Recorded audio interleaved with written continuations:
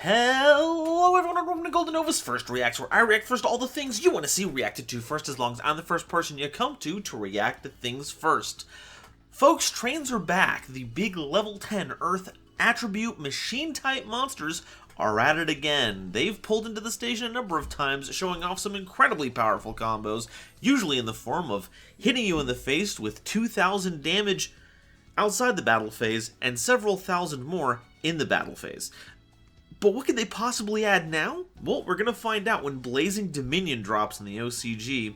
Let's take a look at some of Anna Kaboom's new cards, starting with Heavy Knight Babeldecker. Babeldecker? Babelfish. Level 10 Earth Machine Monster, 500 attack, 3000 defense. You can only use the second and third effect of this card's name each once per turn. You can normal summon this card without tributing. Cool. Second effect, if this card is normal or special summoned, you can special summon an Earth Machine Monster from your hand. That seems pretty good.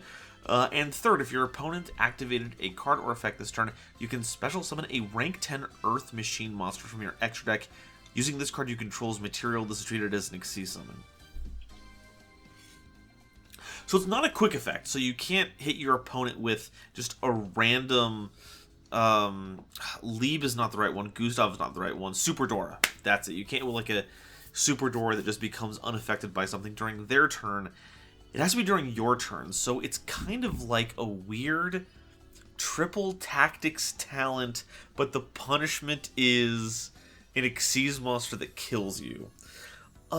This is kind of wild. I think one of the worst things about trains is that they lack, you know, a normal summon that's usable, unless you have other cards that help enable it. I think only Night Express Knight was the one that you could do that with. But now you have a second one that you can just normal summon to work with. I think it's a Daracrane to help make your rank 10s. And this works with any of the other Earth machines. It's not just pair the normal summon bull with Daracrane. Now it's you can pair Babeldecker with any of them. That's going to be, I assume, very good for the clearing up the bricks of the deck. And then, of course, being able to randomly punish with a big Xyz monster seems pretty good. Next up is Noctilucent Train Blue Traveler. Level 10 Earth Machine Monster, 2500 attack and defense. You can only use the first effect of this card's name per turn, and the second effect once per duel.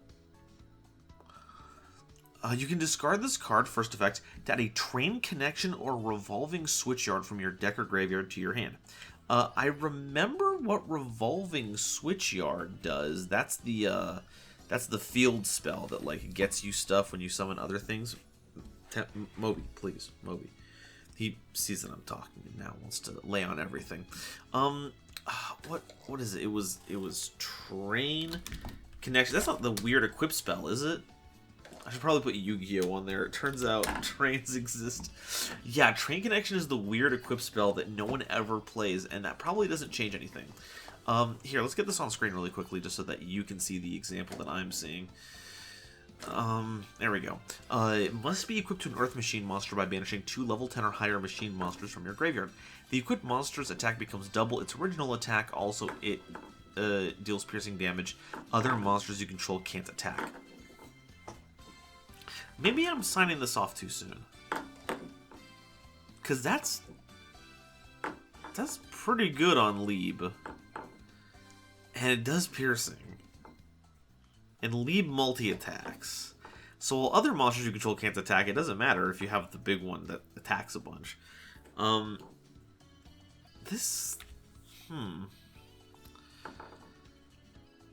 Interesting. Let's not maybe sign that off a bit immediately. Though Revolving Switchyard is a good other option that's just a big consistency piece. That's pretty good. What is this second effect? If this card is in your graveyard, you can target one other Earth Machine monster in your graveyard. Special summon it and this card. Also, you can't special summon from the extra deck for the rest of the turn except machine monsters. Okay, so it's a double monster reborn. I can see how that would be a once per duel effect, especially because it gets itself into the graveyard fairly easily with that discard effect. So, okay, I can see what's up with this. Pretty good. Use it.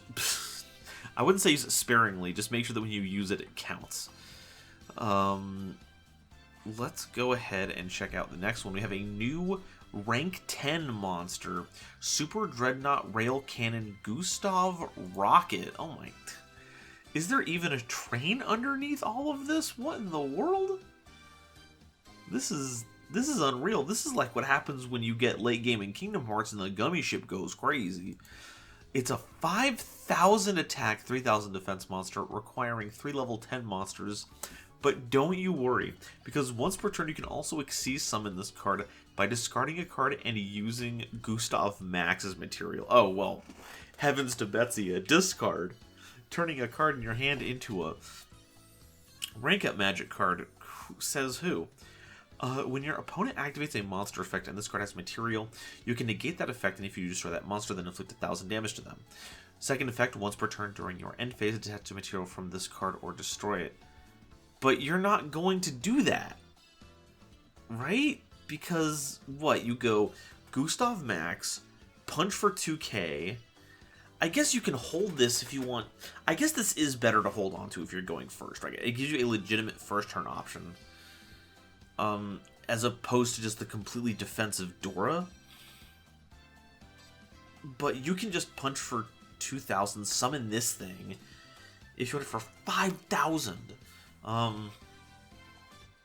This can go into Leap, right? This would be a way to, like, keep getting... I gotta keep looking at other information here. I'm sorry, folks. We gotta take a bit of a detour. I'm sorry. What is the material on Liba? Yeah, any rank 10 Xyz monster that you control. This is still a rank 10, so you could go into Gustav Max, into Gustav Rocket, into Lieb, and if you don't activate any of its effects, it's a way to get a free Xyz material under Lieb to increase the number of attacks that it has. Oh, this is good on a few different levels. And of course, just a base 5,000 attack. So if, like, activating effects is a no-go, it's still just a solid way to punch in for damage. Wow. That's wild. And we're not done yet. It's another level 10. We are not going into the rank level 10. Blech. We're not going into the rank 11 stage. We are staying there with Super Dreadnought Rail Cannon Flying Launcher. Flying Launcher... Folks, you can't fly if you're on rails. That's just silly. What are they talking about? It's got 3,800 attack, 3,000 defense, requires 2 level 10 monsters. You can only use the first and third effect of this card's name once per turn each. First effect, if this card is Xyz summoned, you can add an Earth Machine monster or a Barrage Blast from your deck to your hand. Now that one I believe I know what it does. It's a continuous trap card that lets you detach material from your Earth Machines as removal. Second effect, during your main phase, you can normal summon a machine monster in addition to your normal summoner set. And third, you can detach any number of materials from this card that target that many spell or trap cards on the field and destroy them. Hey, that's not bad. So you make this, supplement your hand with any Earth Machine, on theme or out of theme. I guess, though, trains aren't really... I guess trains are the... I can't say archetypal idea because it's supposed to be... complements to archetypes, because archetypes are specifically named ones, whereas things like trains are different properties of cards that all come together to make a cohesive strategy. So a level 10 Earth Machine deck, it's a theme involving trains. This is a weird tangent to say that you should probably use them interchangeably, but if you're going to get into the specifics of it, that's what some people mean about that. So you can grab an on-theme or off-theme card. The extra normal summon is kind of goofy, especially with the new, I've already forgotten its name, Babel Decker. That's pretty... Oh, you can search the Babel Decker. You can do that. And then it just clears out back or like nobody's business. You can go... Yeah, you can go this. I don't know if you go into Lieb after that, because Lieb needs, like, material to attack with. So, I guess it's just... I don't know. I'm sure there's other ways to use this more effectively. That's just kind of a layman's interpretation of what it can do. And it's just a solid addition. Just more options in general is good for them to have access to. Regardless of what the ceiling is, the things that it allows them to be capable of now is just nifty. Okay, last one. A new schedule spell card. Exceptional Schedule. It is a normal spell card that adds special schedule or urgent schedule from your deck to your hand. Then you can special summon a schedule token to your opponent's field, which is a level 10 Earth Machine with 3,000 attack and defense. No, that's actually... Wait, that's actually good because the urgent schedule, I think, like, only works if your opponent has a monster, so we actually need that. You can banish this card from your graveyard, then target a level 10 Earth Machine monster in your graveyard or banishment. Send one card you control to the graveyard, and if you do, special summon that monster. That's also pretty good because special schedule has an effect that triggers when it's sent to the graveyard. We gotta look those up too. We gotta read these. I'm sorry. First, we have to confirm Lieb's effect. During each battle phase, this card can attack monsters up to the number of materials it has +1. Okay, so at least it will still be able to attack if it doesn't have material. Anyway, schedule. Ah, sweet, it gets extinction on schedule. Okay, special schedule. So this was the first one. Target a machine monster in your graveyard with 3,000 or more attack. There's tons of them. Special summon that target in defense position. If this set card is sent to from the field of the graveyard, target a level 10 machine monster in your graveyard and add it to your hand. So you can send that set card to the graveyard to special summon the level 10, and then you get to add a different one to your hand. It also gathers from the banishment. That's pretty cool. And then urgent schedule. Nope, that's just special schedule again. Urgent schedule. If your opponent controls more monsters than you do, so if you have a blank field and you give them the token, special summon a level 4 or lower and a level 5 or higher Earth Machine monster from your deck in defense position, and their effects are negated. If this set... Oh, this one also has an effect like that. If this set card is sent from the field of the graveyard, you can add a level 10 machine monster from your deck to your hand. I think what's really nifty about this is that Exceptional Schedule puts the card into your hand, and then you can set it and then use the second effect immediately, so you have a consistent way to trigger that effect that I don't think was really available beforehand in a meaningful way.